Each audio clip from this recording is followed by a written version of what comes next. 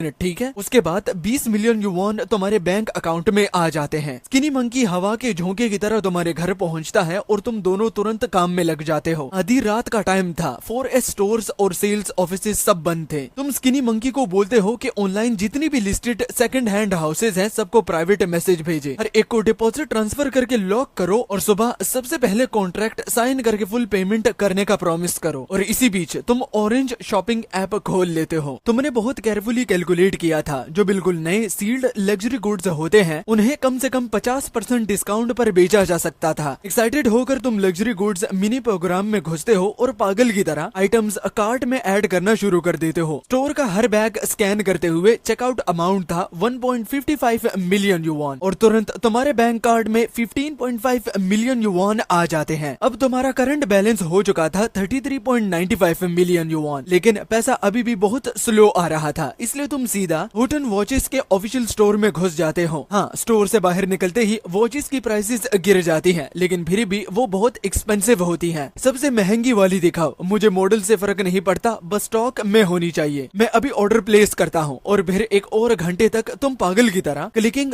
करते रहते हो। पलक झपकाते ही 32 मिलियन युवान उड़ जाते हैं, लेकिन उसके बदले तुम्हारा बैलेंस सीधा एक शोर के साथ 321.95 मिलियन युवान तक पहुंच जाता है। इसी बीच स्किनी मंकी ने भी कमाल कर दिया था। उसने 16 हाउसेस के डील्स निगोशिएट कर लिए थे। जैसे ही तुम उसे पैसे ट्रांसफर करने वाले होते हो, अचानक तुम्हारे दिमाग में एक वार्निंग बेल बजती है। रुको, तुमने सारे 16 हाउसेस सिटी ए में ही तो निगोशिएट नहीं किए। हाँ, अगर सिटी ए में नहीं खरीदेंगे तो और कहाँ? अपना दिमाग यूज नहीं किया क्या? सिटी ए में परचेज रिस्ट्रिक्शन है। परचेज रिस्ट्रिक्शन समझते हो? मैं कैसे समझता? मेरी पूरी लाइफ की अर्निंग से एक टॉयलेट भी अफोर्ड नहीं होता। मेरा परचेज रिस्ट्रिक्शन से क्या लेना देना? तुम हंस पड़ते हो। ठीक है, मेरी गलती है, मैं ही स्टूपिड हूँ। मैं पहले सोने जा रहा हूँ, कल फिर वॉर कंटिन्यू करेंगे। अगली सुबह तुम स्किनी मंकी को जगाकर बोलते हो कि नेबरिंग सिटी एच में जाकर घर खरीदे, क्योंकि वहाँ कोई परचेज रिस्ट्रिक्शन नहीं थी और तुम्हारे खुद के कुछ और प्लान्स थे। तुमने बिटकॉइन और स्टॉक्स खरीदने की कोशिश की, लेकिन सिस्टम ने उन्हें स्पेंडिंग नहीं माना और सारे पैसे रिफंड कर दिए। लगता है फाइनेंशियल प्रोडक्ट्स काम नहीं करेंगे, तुम्हें रियल बिजनेसेस पर फोकस करना पड़ेगा। इसी वक्त तुम्हारे पास 320 मिलियन युवान थे और आज का गोल बिल्कुल सिंपल था, सारे पैसे उड़ा देना है। चिन चेंग के टॉप लॉ फ्रेम में जैसे ही ऑफिस ओपन हुआ, रिसेप्शनिस्ट स्माइल भी नहीं कर पाई थी कि तुम्हारी पावरफुल ऑरा ने उसे चुप कर दिया। तुम सीधा लॉबी में घुसे और दीवार पर लगे सीनियर लॉयर्स के फोटोज को देखते हो। फिर तुम बड़ी शांति से बोलते